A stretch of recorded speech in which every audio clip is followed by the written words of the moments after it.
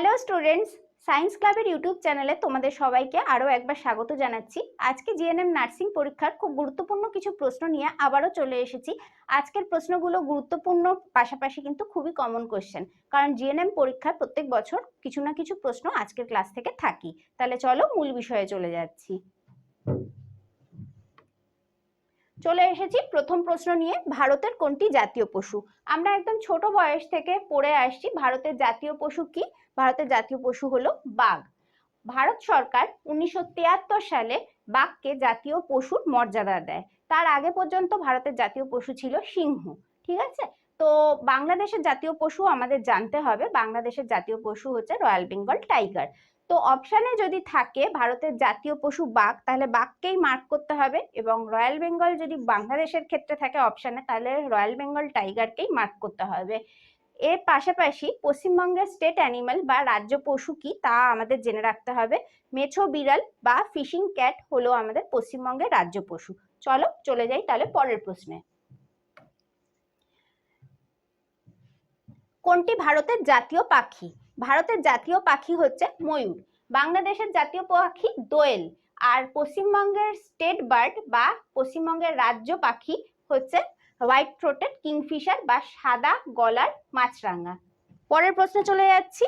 বন্যপ্রাণী সুরক্ষা আইন কোন সালে প্রণীত হয়? এটা একদম মুখস্থ রাখতে হবে। 1972 সালে 6টা তপশিল ছিল, এবং প্রত্যেকটা রাজ্যেই এই আইনটি বলবৎ হয়। ঠিক আছে, একবার প্রশ্ন এসেছিল যে কোন রাজ্যে এই আইনটা প্রযোজ্য নয়, কিন্তু ভারতের সমস্ত রাজ্যেই এই আইনটি প্রযোজ্য।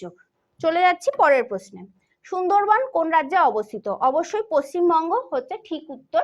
সুন্দরবন একটা বিরাট বড় অঞ্চল, যার কিছু অংশ বাংলাদেশে রয়েছে, কিছু অংশ ভারতবর্ষে রয়েছে। তা ভারতবর্ষের মধ্যে রয়েছে পশ্চিমবঙ্গে উত্তর এবং দক্ষিণ 24 পরগনার কিছু অংশ জুড়ে রয়েছে এই সুন্দরবন ভারতের পার্টটা। ঠিক আছে, চলে যাচ্ছি পরের প্রশ্নে।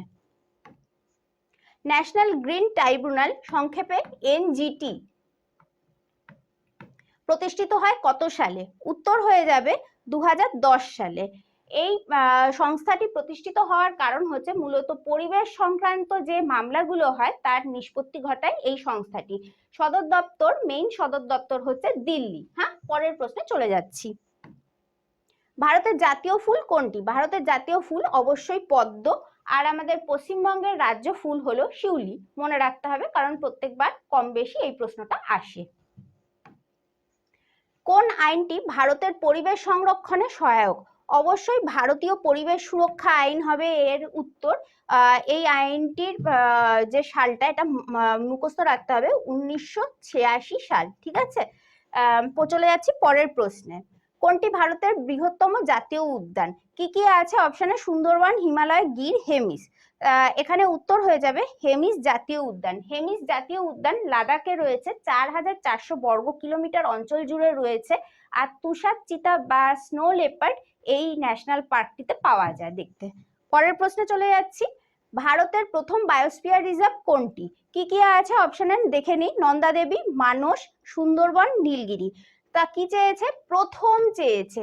তাহলে ভারতের প্রথম বায়োস্ফিয়ার রিজার্ভ কিন্তু হয়ে যাচ্ছে নীলগিরি। ঠিক আছে, নীলগিরি কোথায় রয়েছে? নীলগিরি বায়োস্ফিয়ার রিজার্ভ হচ্ছে ভারতের পশ্চিমঘাট পর্বতের অঞ্চলে রয়েছে, পশ্চিমঘাট পর্বত অঞ্চলটায়।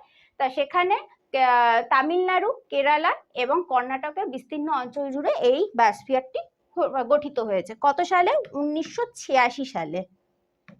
এটা মুখস্থ রাখতে হবে। ভারতের মোট বনভূমি কত শতাংশ? উত্তর হচ্ছে 21.34%। এটা মুখস্থ রাখতে হবে। কেমন? চলে এসেছি পরের প্রশ্ন নিয়ে। ট্রাইব্যুনাল শব্দের অর্থ কি? তো এখানে অপশন কি কি আছে আগে দেখে নেই। আদালত, নির্বাচন, পরিবেশ সংরক্ষণ, বন সংরক্ষণ। তা ঠিক অপশন হবে আদালত। ঠিক আছে, পরের প্রশ্নে চলে যাচ্ছি। ভারতের সাম্প্রতিকতম কোন বায়োস্ফিয়ার রিজার্ভটি ইউনেস্কোর ওয়ার্ল্ড নেটওয়ার্ক অফ বায়োস্ফিয়ার রিজার্ভের অন্তর্গত হয়েছে? তো অপশন দেখে নিই। পান্না, গ্রেট নিকোবর, কাঞ্চনজঙ্ঘা, নকরেক। তো অপশন এখানে ঠিক অপশনটা হবে পান্না। 2020 সালে এই বায়োস্ফিয়ার রিজার্ভটা এই ম্যাবের অন্তর্গত হয়েছে। ঠিক আছে, আর গ্রেট নিকোবর রয়েছে আন্দামান দ্বীপপুঞ্জে, কাঞ্চনজঙ্ঘা রয়েছে সিকিমে, নকরেক রয়েছে মেঘালয়ে। এগুলো মনে রাখতে হবে।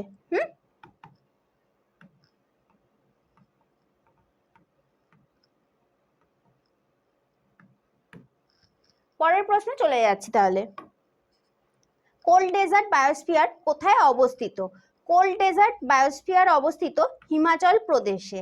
আর আমাদের সিকিমে আগেই বললাম কাঞ্চনজঙ্ঘা অবস্থিত, মেঘালয়ে রয়েছে নকরেক। আর লাদাখে কিছুক্ষণ আগে বললাম যে ওখানে হেমিস ন্যাশনাল পার্ক রয়েছে। তাহলে চলে যাচ্ছি পরের প্রশ্নে। চলে এসছি পরের প্রশ্ন নিয়ে। ভারতের বায়োস্ফিয়ার রিজার্ভের নিম্নের কোন জোড়াটি সঠিক নয়? তো এখানে অপশনগুলো দেখে নিই। নন্দা দেবী উত্তরাখণ্ড, নামদাফা আসাম, নকরেক মেঘালয়, মান্নার উপসাগর তামিলনাড়ু। তো দেখে নিই, নন্দা দেবী হচ্ছে উত্তরাখণ্ড, ঠিক আছে। নামদাফা আসাম এটা ঠিক নেই, কারণ নামদাফা একটা ন্যাশনাল পার্ক। নকরেক মেঘালয় একদম ঠিক আছে। মান্নার উপসাগর তামিলনাড়ুও ঠিক আছে। তাহলে এখানে কি বলছে না, ভারতের বায়োস্ফিয়ার রিজার্ভের নিম্নের কোন জোড়াটি সঠিক নয় বলেছে। তাহলে উত্তর হয়ে যাবে নামদাফা, কারণ নামদাফা কিন্তু একটা ন্যাশনাল পার্ক।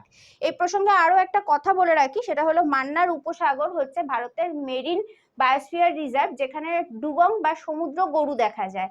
এটা কিন্তু আমাদের পরীক্ষায় বেশ অনেকবারই কিন্তু এসছে। তো পরের প্রশ্নে চলে যাচ্ছি। কোনটি ভারতের জাতীয় বৃক্ষ? জাতীয় বৃক্ষ হচ্ছে বট গাছ, আর পশ্চিমবঙ্গের রাজ্য গাছ হচ্ছে রাজ্য বৃক্ষ ছাতিম। হ্যাঁ, পরের প্রশ্নে চলে যাচ্ছি। শেষাচলম বায়োস্ফিয়ার রিজার্ভ কোথায় অবস্থিত? শেষাচলম বায়োস্ফিয়ার রিজার্ভ অন্ধ্রপ্রদেশে অবস্থিত, মনে রাখতে হবে। হ্যাঁ, চলে এসেছি পরের প্রশ্ন নিয়ে। কোনটি পশ্চিমবঙ্গের একটি প্রধান অভয়ারণ্য? কেইবুল লামজাও, সুন্দরবন, গির, কাঙের ঘাটি। তো ঠিক উত্তর অবশ্যই হয়ে যাবে সুন্দরবন, ঠিক আছে। তো কেইবুল লামজাও এর স্পেশালিটি হচ্ছে এটা মণিপুরে অবস্থিত, আর এটি হলো পৃথিবীর একমাত্র ভাসমান উদ্যান। লোকটাক হ্রদের ওপর এটি অবস্থিত, ঠিক আছে। আর গির হচ্ছে গুজরাটে অবস্থিত, কাঙের ঘাটি হলো ছত্তিশগড়ে অবস্থিত। চলে এসেছি পরের প্রশ্ন নিয়ে। নিম্নলিখিত কোনটি ভারতের বায়োস্ফিয়ার রিজার্ভ নয়? তো ভারতের বায়োস্ফিয়ার রিজার্ভ গুলো রয়েছে অগস্ত্যমালাই, আচানাকমার, নকরেক, কিন্তু দাচিগাঁও কিন্তু ন্যাশনাল পার্ক, জম্মু কাশ্মীরে অবস্থিত। তাহলে এটা হচ্ছে দাচিগাঁও হচ্ছে ঠিক উত্তর। পরের প্রশ্নে চলে যাচ্ছি। কোন রাজ্যটি এশিয়াটিক সিংহের জন্য বিখ্যাত? রাজস্থান, গুজরাট, মহারাষ্ট্র, মধ্যপ্রদেশ। ঠিক উত্তর হয়ে যাবে গুজরাট। গির অভয়ারণ্যে এশিয়াটিক সিংহ পাওয়া যায়। পরের প্রশ্নে চলে যাচ্ছি। ভারতের কোন উদ্যানটি একমাত্র প্রাকৃতিক ম্যানগ্রোভ বন হিসেবে পরিচিত? কাঙের ঘাটি, সুন্দরবন, কেইবুল লামজাও, গির। অবশ্যই উত্তর হয়ে যাবে সুন্দরবন, ঠিক আছে। তাহলে চলো 20টা প্রশ্নের ক্লাস এখানেই শেষ করছি। দেখা হবে অন্য কোনো ক্লাসে। তোমাদের যদি কোনো ইম্পর্টেন্ট বিষয়ে আলোচনার প্রয়োজন হয়ে থাকে অবশ্যই আমাকে কমেন্ট করে জানিও, এবং আমার পড়ানো কেমন লাগছে সেটাও আমাকে বলতে ভুলো না। তাহলে আজকের মতন আসছি, দেখা হবে অন্য কোনো ভিডিওয়। ধন্যবাদ।